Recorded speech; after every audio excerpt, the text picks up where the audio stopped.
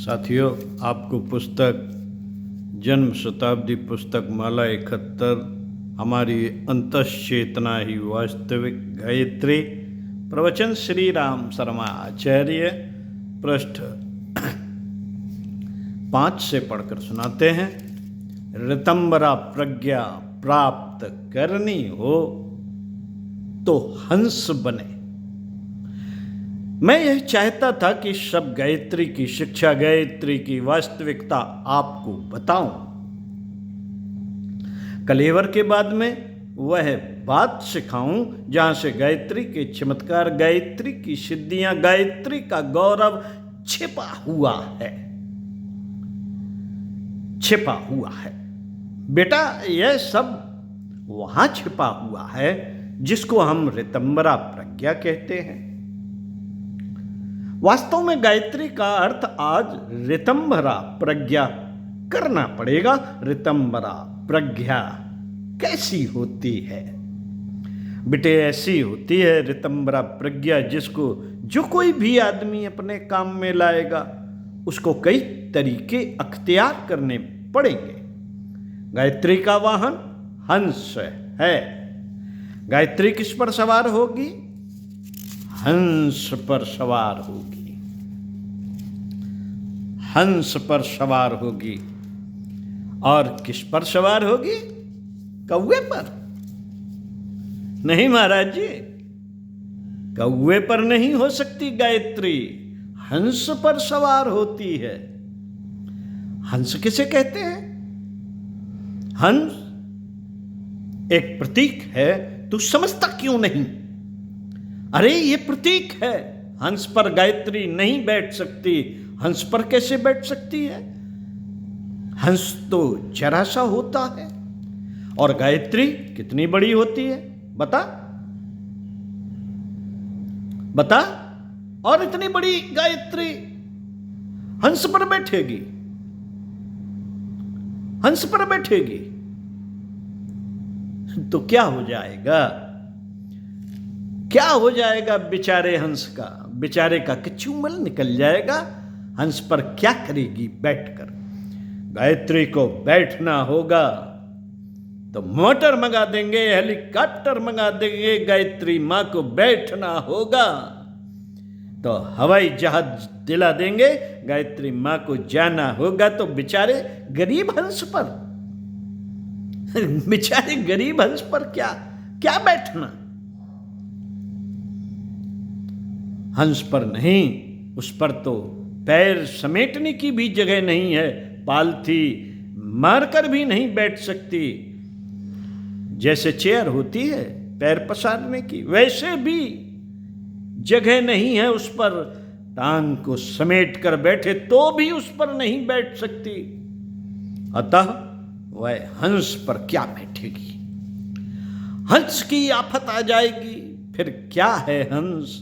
हंस बेटे वह व्यक्ति है जिसकी दृष्टि ऋतंबरा प्रज्ञा के अनुकूल है। ऋतंबरा प्रज्ञा कैसी होती है? जैसे हंस की होती है। हंस की कैसी होती है? हंस कीड़े नहीं खाता, वह मोती खाता है। अर्थात जो मुनासिब है, जो ठीक है, जो उचित है उसको करेगा, पर जो गैर मुनासिब है, अनुचित है, उसके बगैर काम नहीं चलेगा तो मर जाएगा, भूखा रह लेगा। चाहे मरना ही क्यों न पड़े, पर न कुछ अनुचित करेगा और न अभक्ष्य खाएगा। वह सोच लेगा कि खाने से क्या आफत आ जाएगी। अच्छा साहब, मरेंगे पर गलत काम नहीं करेंगे, पर गलत काम नहीं करेंगे। ऐसी क्रिया का नाम है सफेद, स्वच्छ, निर्मल हंस। हंस उस व्यक्ति का नाम है जो नीर और क्षीर का भेद करना जानता है। पानी और दूध को मिलाकर दीजिए। नहीं साहब, पानी हमें नहीं लेना, हमको दूध लेना है। दूध को फाड़ कर अलग कर देगा, पानी को फेंक देगा और दूध को ले लेगा। यहां भी वही स्थित है। हंस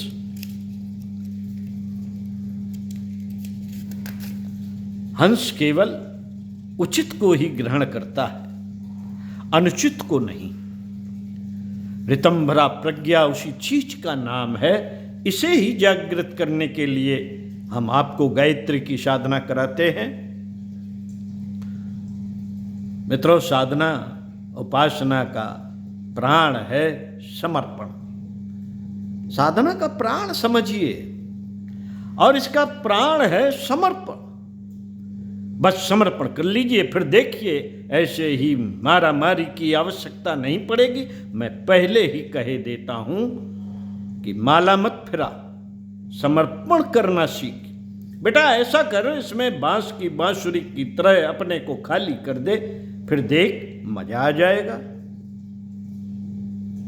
नहीं गुरुजी, आप तो कर्मकांड बता दीजिए, क्रियाकृत बता दीजिए। बेटे अभी हम इसी कलेवर की बात कह रहे थे, लेकिन बेटे कलेवर ही सब कुछ नहीं है, प्राण को भी समझ। प्राण किसे कहते हैं?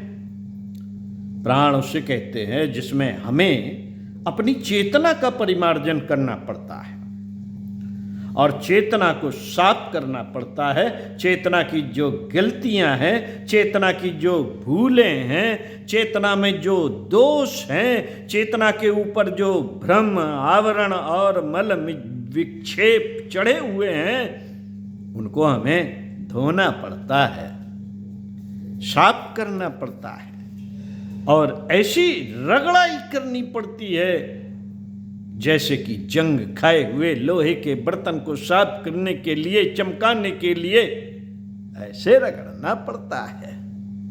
कभी जूट से रगड़ते हैं तो कभी ईंट से रगड़ते हैं, कभी बालू से रगड़ते हैं, बार बार रगड़ते हैं।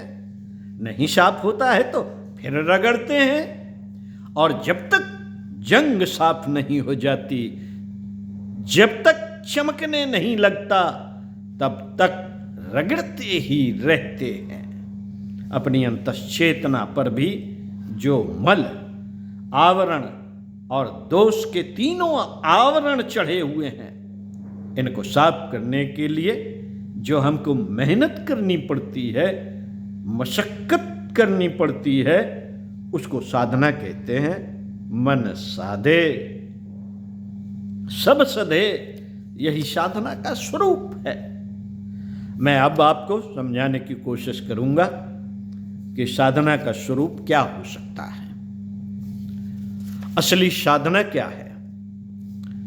नकली की तो मैं क्या कहूंगा आपसे, असली साधना कैसे की जाती है यह बताता हूं आपको।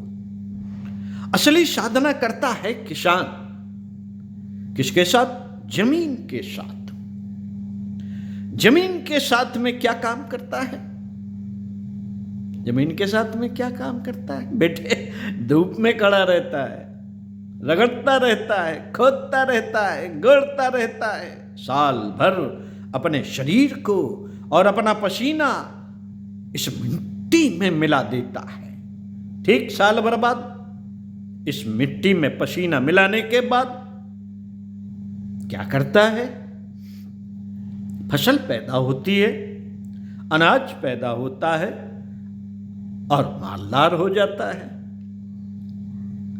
अपने आप के साथ में करेगा रगड़ तो गेहूं का खेत जिस तरीके से फल देने लगता है, उसी तरीके से हमारी परिष्कृत चेतना फसल दे सकती है। और मैं क्या बताऊं आपको, अभी मैं बताता हूं कि उपासना कैसे की जाती है। उपासना ऐसे की जाती है जैसे कि अपने शरीर को पहलवान अभ्यास द्वारा मजबूत बना लेता है। कमजोर वाला आदमी जब शरीर के साथ मशक्कत करना शुरू कर देता है और उस पर चढ़े मुलम्मों को दूर करना शुरू कर देता है, निग्रह करना शुरू कर देता है और अपने आहार विहार को नियमित बनाना शुरू कर देता है, तो बेटे वह चंदगी राम पहलवान हो जाता है। टीवी की शिकायत उसकी दूर हो जाती है और वह मजबूत हो जाता है साधना करने से। शरीर की साधना यदि आप करें तो बीमार होते हुए चंदगी राम पहलवान के तरीके से 22 वर्ष की उम्र में टीवी के मरीज होते हुए भी आप अपनी इसी जिंदगी में पहलवान बन सकते हैं। अगर आप शरीर की साधना करना चाहें तब। साधना किसे कहते हैं? अभी तो मैं बता चुका हूं कि साधना मलाई को कहते हैं, रगड़ाई को कहते हैं। जैसे किसान अपने शरीर की और मिट्टी की मलाई करता है और रगड़ाई करता है, शरीर के साथ में मलाई कीजिए और आप पहलवान बन जाइए। यह तो हुई साधना शरीर की। आप अपनी अक्ल और दिमाग के साथ में रगड़ शुरू कीजिए, मलाई कीजिए, घिसाई कीजिए और देखिए आपका दिमाग गया गुजरा होते हुए भी, घटिया होते हुए भी, बेअक्ल होते हुए भी आप कालिदास के तरीके से विद्वान बनते हैं कि नहीं बनते? आप विद्वान बन सकते हैं कालिदास के तरीके से। रस्सी को पत्थर पर हम बार बार घिसते हैं तो निशान बन जाता है। बेटे, हमारी रगड़ इतनी जबरदस्त है कि अगर हम अपनी भाणी अकल के साथ भी रगड़ करना शुरू कर दें तो हम विद्वान बन सकते हैं राजा के तरीके से और कालिदास के तरीके से। बेटे, अगर हम रगड़ करना शुरू कर दें तो प्रगति के किसी भी क्षेत्र में हमारे पास सिद्धियां आ सकती हैं और चमत्कार आ सकते हैं। ओम शांति। मिलते हैं अगले वीडियो में। हमारा पहले का बनाया हुआ इसी संदर्भ में वीडियो डिलीट हो गया था हमी से, इसलिए आज पुनः काफी अंतराल बाद दोबारा बना दिया कि क्रम ना बिगड़े। ओम शांति।